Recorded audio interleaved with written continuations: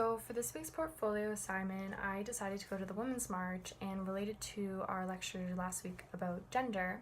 And I asked the question, why do we march? So it all kind of stems from what we learned last week about gender. And according to Judith Butler, gender is a social construct that is given when you perform a gender, your gender. So basically she's talking about performativity and is saying when you sort of go through these roles and practices that are associated with certain genders, you are giving it existence. And then there's no real universal gender because a gender is really just a social construct. Gender then creates a hierarchy that is further complicated by intersectionalities. As we talked in the first week about women of color, specifically Black women, and they're discriminated against for their race and their gender, and we can see that in gender-based violence cases. By assigning genders at birth, society is able then to police these bodies. Judith Butler also says that it is impossible to know a gender at birth.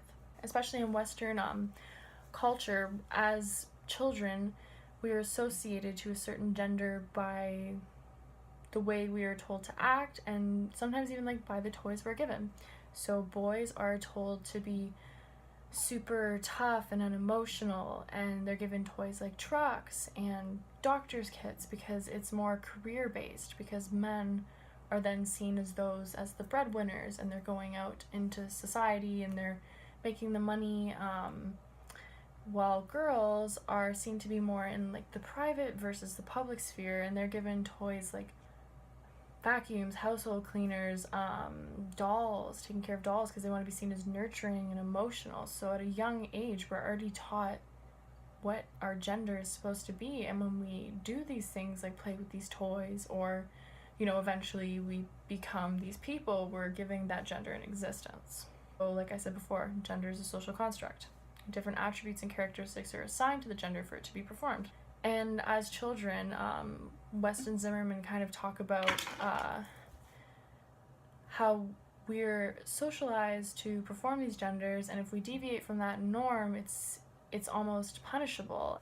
They also contend that the doing of gender is undertaken by women and men who are competent members of society that is hostage to its production.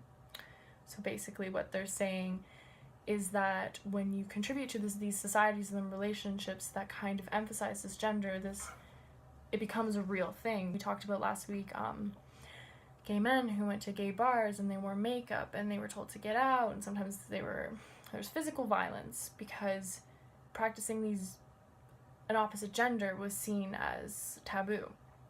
Gender is not biological, but it's social, and institutions use it to justify inequalities and inappropriate behavior. For example, the term boys will be boys is often used as a sort of a justification to sexual assault.